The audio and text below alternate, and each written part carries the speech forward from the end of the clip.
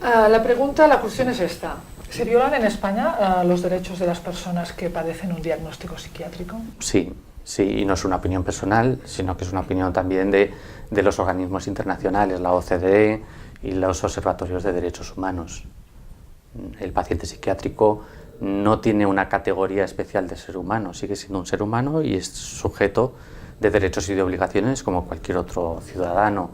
Sin embargo, por esa especial tutela o ese especial paternalismo de los jueces y de los psiquiatras, parece que no conviene o que no es prudente permitir que el enfermo mental esté asistido en el tratamiento, esté asistido en el internamiento, se le asigne un abogado de oficio cuando es internado obligatoriamente.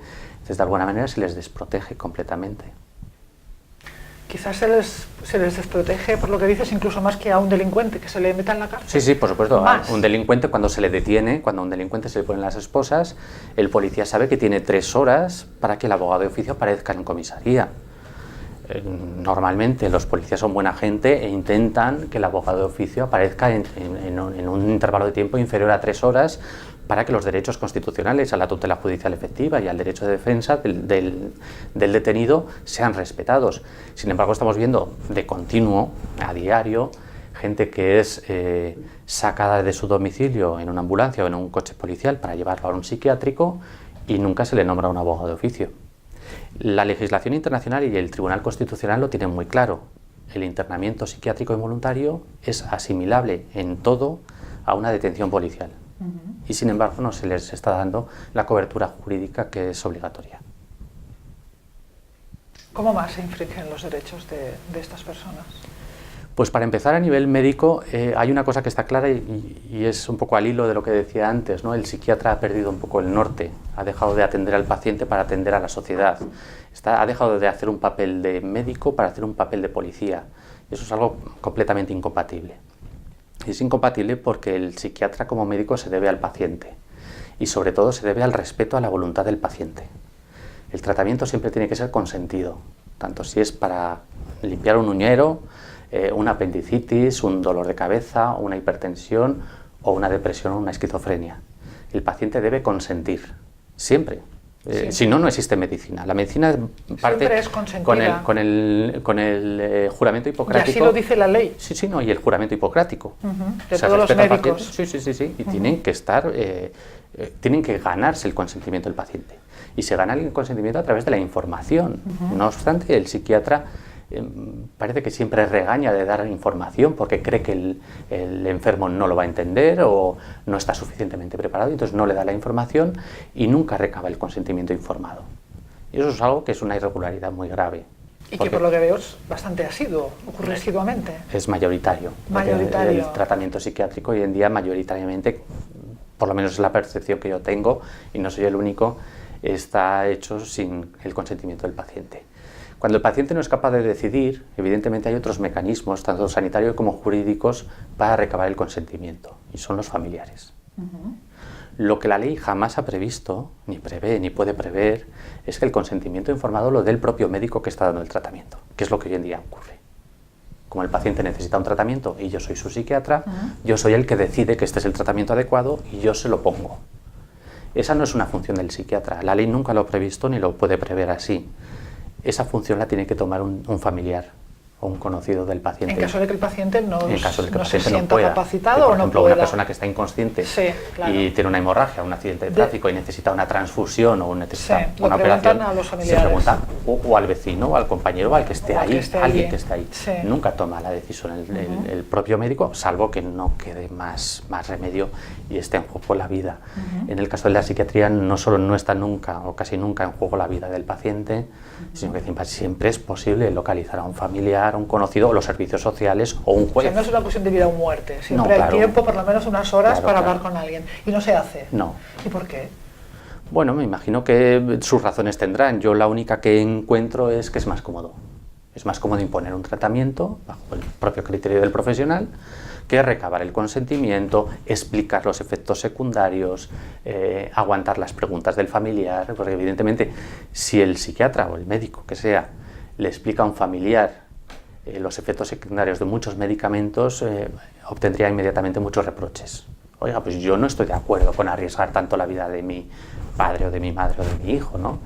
Entonces tendría que hacer un trabajo doble o triple de explicar no solo el medicamento y la enfermedad, sino también los efectos secundarios, convencer de que tampoco es para tanto o que no son tan habituales, e incluso darle un documento escrito para que lo firme, y todo eso es trabajo, y parece ser, bueno, a mí no se me ocurre otro motivo para no hacerlo que la comodidad.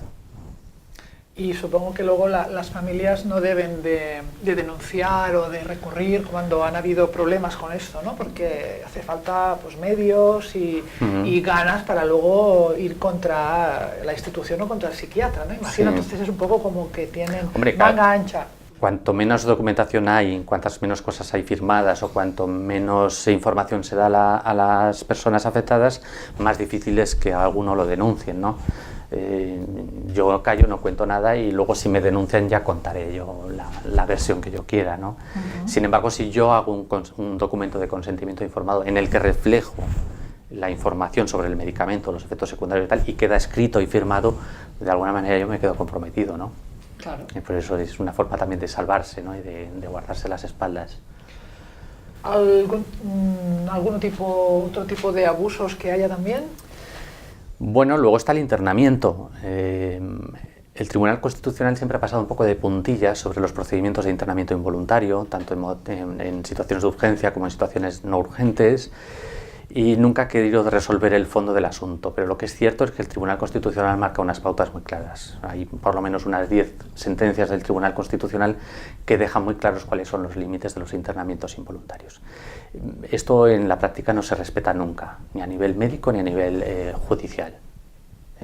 Tiene que haber, por ejemplo, cuando no es un procedimiento urgente, en el que está en juego la vida del paciente, es ineludible recabar la autorización de un juez antes. En otros países esto se ha solventado, es decir, una persona... ¿Eso solo pasa en España? Solo pasa en España. Ahora mismo España es la que tiene la legislación más retrasada de toda la OCDE en materia psiquiátrica. Los otros países, pues porque hay convenios y hay tratados internacionales que nos han obligado, aunque no hemos cumplido, pero nos han obligado a modernizar la legislación psiquiátrica. En otros países lo han arreglado. Es decir, hay un caso urgente, se le mantiene en urgencia 3 horas, y durante esas 3 horas se obtiene el consentimiento de un juez para el internamiento. Entonces, todo eso se puede corregir, pero en España no ha habido nunca una intención ni ningún interés de corregirlo. En España se interna a una persona sin recabar la autorización judicial, y luego ya se le manda un escrito al juzgado para que luego ya venga el juez cuando quiera, cuando pueda, y se mantiene el internamiento. ¿Hay jueces especializados en este tipo de casos o no? No. ¿Puede ser cualquier juez? Siempre son los juzgados de primera instancia los que se hacen cargo de este tipo de situaciones. Sí que es verdad que luego, cuando hablamos de tutelas y de curatelas, en las ciudades grandes hay juzgados especializados en incapacitaciones, pero como situación urgente de internamiento siempre eso le corresponde a los juzgados de instancia, de primera instancia, los que están de guardia. O sea que si nos encontramos con una situación así, que por lo que dices suele pasar, no podemos hacer nada, porque ¿qué podemos hacer en un momento en que quieren ingresar a un familiar tuyo y sin ninguna orden judicial? ¿Qué se puede hacer? Pues no te puedes negar.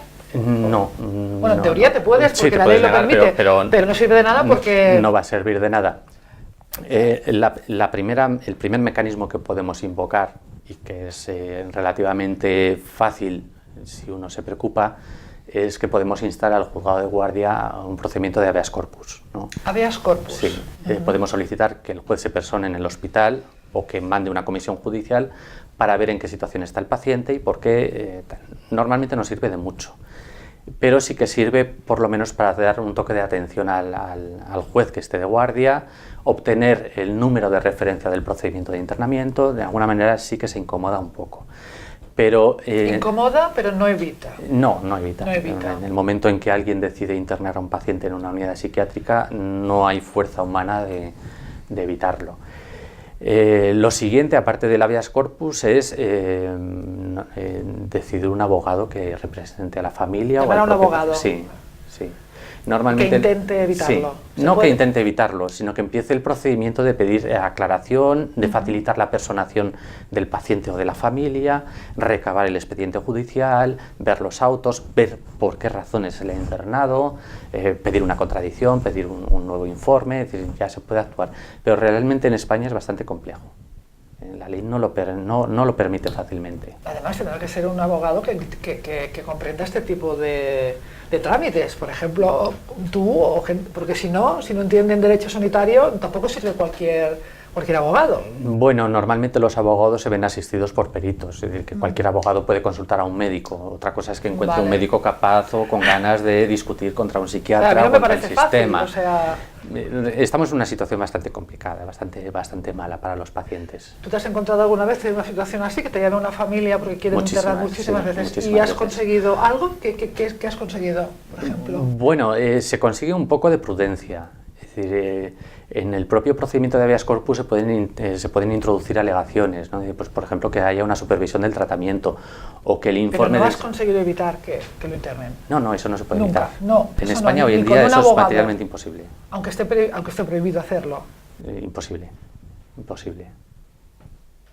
La ley es muy escueta. Tenemos que darnos cuenta de que en la mayor parte de los países, y este es un debate muy interesante, para poder restringir la libertad o cualquier derecho fundamental de los que están tutelados por el artículo 53 de la Constitución, de especial protección, cualquier legislación que aborde ese tipo de derechos o los limite o los comprometa tiene que ser una ley orgánica.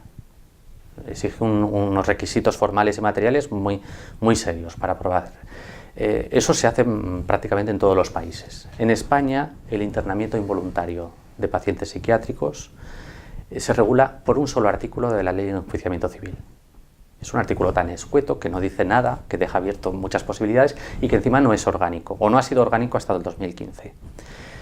Después de varias sentencias del Tribunal Constitucional reclamando una reforma legislativa, el legislador lo que ha hecho ha sido coger ese artículo, el 763 de la Ley de Enjuiciamiento Civil, y a través de un mecanismo bastante extraño y bastante curioso, lo ha declarado orgánico.